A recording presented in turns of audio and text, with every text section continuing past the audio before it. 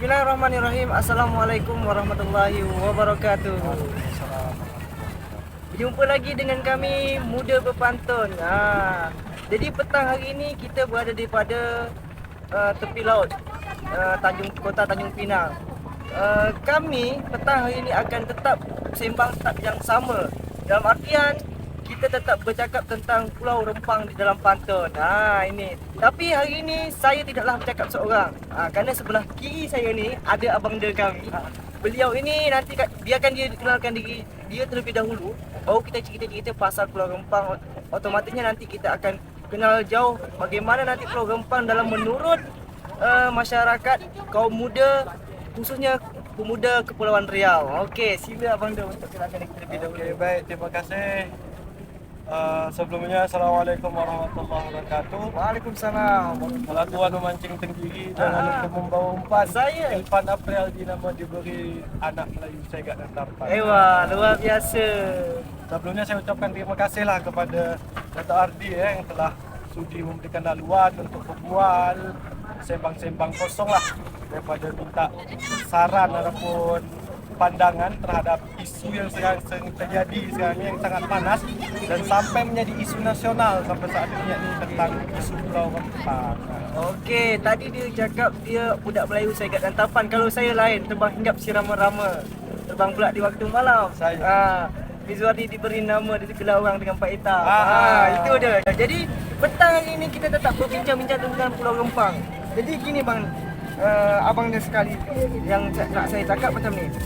Semalam telah turun pada tanggal 7 September hari Rabu atau Khamis?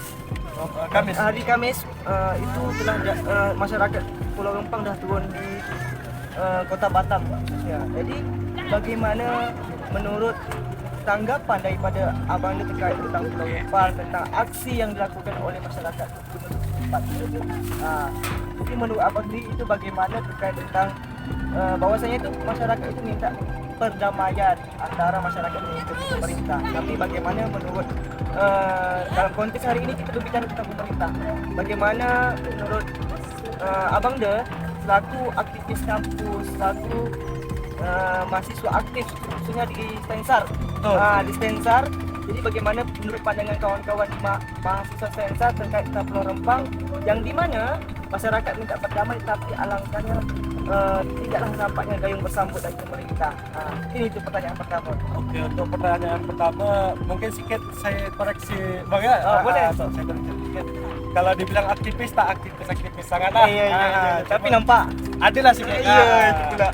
Kalau bicara tentang gayung bersambut dari pemerintahan ini tentunya tergantung daripada stakeholder terkait. Kemarin kan sudah kita tengok aksi-aksi yang telah dilakukan sebagai bangsa di sana telah disambut baik oleh Ketua BP Batam ataupun Menteri langsung turun kemarin kan, tapi tidak membuahkan hasil. Dalam artian yang Kamis kemarin turun itu dari gabungan Polri, mungkin beberapa TNI dan sampai saat ini masih kita tengok masih ada orang-orang itu merupakan kita langsung, dan tanggal 20 lebih sekian 28 atau 27 itu Rempang itu harus kosong. Rempang harus kosong, harus direlokasi semua. Di bulan ini berarti? Di bulan ini. Okey. Dan kenapa relokasi ini? Relokasi masyarakat ini, kalau menurut saya, pandangan saya pribadi, kurangnya sosialisasi. Kurangnya sosialisasi. Mengapa? Karena masyarakat tempatan tersebut kurang informasi, tak tahu. Dan dapat kita lihat dari beberapa awak media, ada seorang ibu-ibu yang tetua lah, nenek lah bahasanya. Dia mengatakan, malahan beliau berpantun gitu, bahwasanya Ketua BP Batam itu tidak jahat, dia bilang, tapi kurangnya sosialisasi ke masyarakat sehingga orang itu tidak tahu. Salah menanggapi. Salah menanggapi daripada itu. Dan mereka pun merasa terusik kerana mengapa dah sekian lama tinggal di Rempang, ujung-ujung disuruh relokasi. Okey, padahal kita tahu 16 titik di sana sudah ada perjanjian dari tahun 2004. Okey, gini abang dia kata pantun sebaik pantun dari saya. Kalau alang-alang tumbuh di laman, banyak nampak tepian fire. Rempang galang jadi rebutan, mengapa rakyat jadi tersiksa. Tapi satu soalan lagi abang dia. Yang informasi yang kita dapat dari kawan-kawan yang ada di Batam sekaligus stakeholder terkait mengirim sebuah video, mengirim sebuah berita bahwasanya itu banyak masyarakat yang terkena dampak daripada rempang ini. Salah satunya yang betul-betul mirisnya itu siswa, karena seolah-olah kalau saya melihat, kalau kacamata saya melihat, seolah-olah pemerintah tidak ingin berjumpa dengan masyarakat. Kenapa? Karena sampai gas air mata itu membuat satu sisi membuat masyarakat yang melakukan aksi itu banyak kena sesak nafas. Itu bagaimana menurut Abang sendiri? Terkait prosedural pelaksanaan keamanan, ketertiban itu seperti apa, pastinya masing-masing instansi punya SOP. Apakah kita bicara yang baik dari segi kepolisian ataupun segala macam, pasti ada SOP. Namun yang membuat kita miris di sini, apa yang kata Datuk tadi sampaikan adalah sampai masyarakat yang tak bersalah pun kena. Dan inilah salah satu sebab Aliansi Mahasiswa Skepri, Aliansi Mahasiswa Skepri ini mendongkrak hal ini supaya jadi tuntutan bersama. Kita lihat ada beberapa anak, malahan ada bayi yang sampai mata putih di itu kena gas air mata, sehingga ini menjadi PR bersama. Apakah ada apa sebalik itu harus sekali dilakukan, harus dipaksakan sekali. Dan yang kedua, ini menginstruksikan bahwasanya masyarakat kita tidak mau direlokasi. Dan besok akan ada gerakan susulan ke Batam, di Batam sendiri.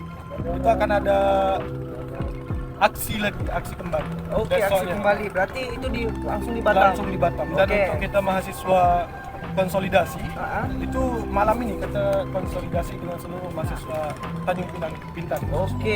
Luar biasa. Berarti tinggal nunggu apa-apa aja. Kalau apa-apa gas. Baik.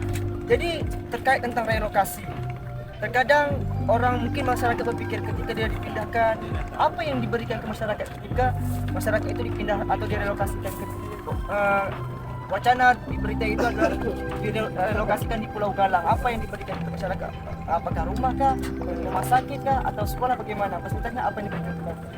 Ya, kalau saya melihat dari buku saku relokasi Rempang dari BP Batam yang kita dapat datanya, untuk sekarang orang ini direlokasikan relokasi sementara. Relokasi sementara yang mana hunian rumah itu dibayarkan oleh BP Batam. Ditanggung.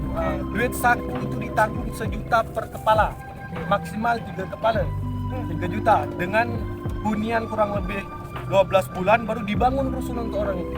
Fasilitas yang didapatkan, kalau menurut buku saku yang dijanjikan oleh BP Batam sangat menjanjikan. Kalau kita bilang memang pembangunan sebuah investasi ataupun bahkan ini ratusan triliun, 178 triliun yang kita katakan, mempunyai fasilitas yang sangat luar biasa. Kita katakan rumah tipe 451 dapat, berarti setiap kakak dengan sertifikat hak guna bangunan HGB, kalau itu salah saya, sertifikat HGB, dapat fasilitas rumah sakit, dapat sekolah, dapat rumah ibadah, baik itu gereja ataupun masjid ataupun lainnya, itu bakal dibangun oleh BP Batam. Tapi ini ya di buku saku Rempang Galang yang dikeluarkan oleh pihak BP Batam seperti itu.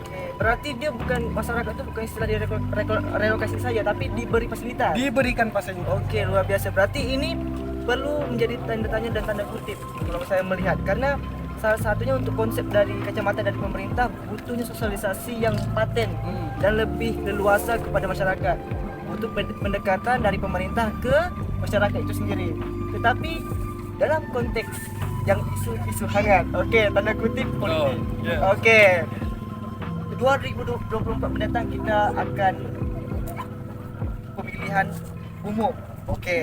Menurut Abang Das selaku mahasiswa aktif, bagaimana kalau kita berkaca daripada kacamata politik, apakah ini ada kepentingan ataupun mutlak benar-benar karena untuk investasi daerah?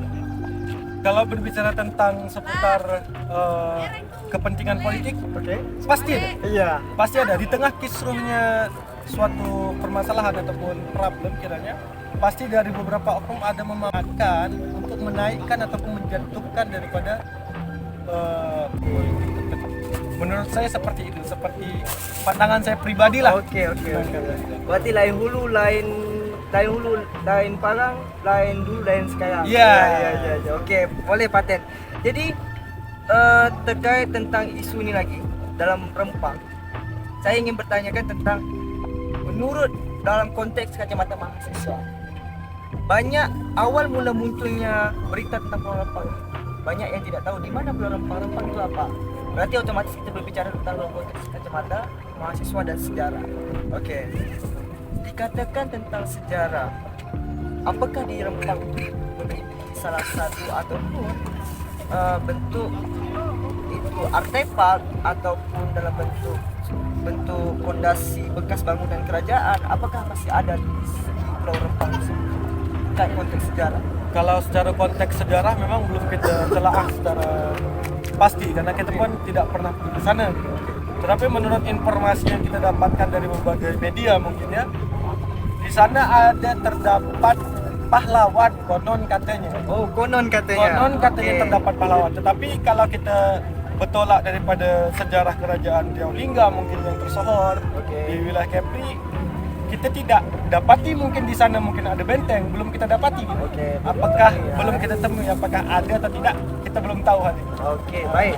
Berarti setidak-tidaknya kita memiliki konteks kacamata politik dan kacamata satu pembangunan. Oke. Jadi gini, terkadang kita masyarakat ingin turun langsung ke Galang dan ke Rempang dan ke Galang. Akan tetapi orang banyak tidak mengetahui tentang persoalan yang ada di sana. Menjadi tanda tanya besar untuk kita mahasiswa atau budak Melayu Kepri ya tentunya. Bagaimana seolah-olah ketika ada pernyataan sebelum bahwasanya itu ketika kita tidak menunjukkan aksi tentunya, kita dikatakan kau bukanlah anak Kepri, kau bukan anak Melayu, kita menunjukkan aksi. Jadi menanggapi hal itu, abangnya sendiri seperti apa? Ya, tentunya lain ladang lain belalang. Lain orang lain pemikiran. Tidak semuanya kita bisa lancarkan aksi. Mungkin kita dengan gerakan yang lebih elegan lagi. Kita menyiapkan bahan ataupun materi untuk mengkaji, terutama terkait Rempangkan yang mulanya tentang sejarah, tentang menahankan tanah adat dan wilayah, hak adat dan hak wilayah. Di sini kalau kita berbicara tentang sejarah, apakah paham tentang tanah adat dan tanah wilayah? Tidak paham tapi nak melancarkan aksi kan konyol. Iya, sangat-sangat konyol kalau saya katakan. Kita membuat sebuah kajian terlebih dahulu. Kalau silahkan ada aksi, silahkan. Kita tidak benci aksi. Tetapi aksi yang seperti apa? Dengan kita berbicara seperti ini, kita post di media, aksi. Aksi, tapi aksi nyata, bukan aksi demo. Berarti kita harus mengetahui apa yang kita kita konsolidasi. Berarti jangan sampai kata orang itu buat melentingkan konten menilai kepada diri. Berarti kita tuh harus tahu apa yang kita cakap di depan, apa yang kita demo. Baik, jadi tuan-tuan dan puan-puan dimanapun anda berada, hari ini beliau ini bukan hal orang yang asing. Dia ini sebuah orang aktivis di mana beliau ketua Dewan Eksekutif Mahasiswa Sten Sultan Abdul Rahman Kepulauan Riau. Berarti jabatan puncak pimpinan, kita bukan kaleng-kaleng mengundang orang. Jadi kita langsung ke puncak pimpinan Mahasiswa Sten Sultan Abdul Rahman. Satu pertanyaan lagi. Sejauh pergerakan Rempang Galang ini, apakah ada inisiatif untuk mahasiswa Stein atau dari Stein Sultan Abdul Rahman, dari kampus Stein Abdul Rahman sendiri, apakah ada aksi tersendiri untuk menanggapi hal ini? Ya, kemarin kita sempat tidak mau turun kemarin di aksi Rempang Galang. Cuman kita coba lagi diskusi dengan beberapa pihak. Kita ada beberapa puluh ormawa dan kisruh kemarin itu kita takut bentrok dengan kepentingan politik. Makanya kita tidak turun. Berarti bertahan. Tetapi kita tetap membuat video, mungkin membuat pernyataan ataupun statement yang tidak mengikut sertakan kita ke ranah-ranah tersebut, ranah politik. Cuman kalau ada yang seperti ini, kita sudah mengirimkan anggota kita untuk konsol sama-sama konsolidasi dengan kita. Berarti ada perwakilan. Ya. Oke, perwakilan. Berarti hal ini pasti akan dilaksanakan. Tetapi tunggu hal situasi dan kondisi serta bahan yang untuk dikaji lengkap. Oke, berarti kita paham. Jadi tuan-tuan dan puan-puan di mana pun anda berada, hari ini kita menjelang lebih kurang pukul 6 lewat 5. Kita akan melaksanakan solat maghrib terlebih dahulu. Mungkin itu yang dapat kami sampaikan. Bang Dan, terima kasih atas waktunya. Ya, sama. Okey, terakhir pesan untuk kawan-kawan mahasiswa ataupun kaum pemuda budak Melayu untuk Pulau Rempang Dalam. Okey. Okey, baik untuk kawan-kawan semua, terkhusus pemuda-pemudi Melayu. Jangan gampang, jangan mudah diperolok dengan semua isu-isu yang beredar di masyarakat luas. Carilah, tabayunlah dan telaahlah berita dan informasi yang kita dapatkan supaya dapat sebuah daripada kebenaran. Okey, luar biasa. Itu tadi. Ini memang luar biasa, Wai. Dia memang bijak, Wai. Itulah kata orang, banyak batang perkara batang. Nampak ranting, nampak berpaut. Ini bujang bukan semua bujang, tidak berkumis tapi berjanggut. Itu dia. Mungkin itu Abang Dan. Terima kasih banyak. Ya, sama. Pada kesempatan waktu kali ini mungkin kita akan berjumpa di lain waktu dan kita akan bahas tentang mengupas tentang Rempang, Pulau Rempang, apa yang terjadi pada saat ini. Mungkin itu dari kami Muda Berpantun. Sekian dan terima kasih. Wassalamualaikum warahmatullahi wabarakatuh.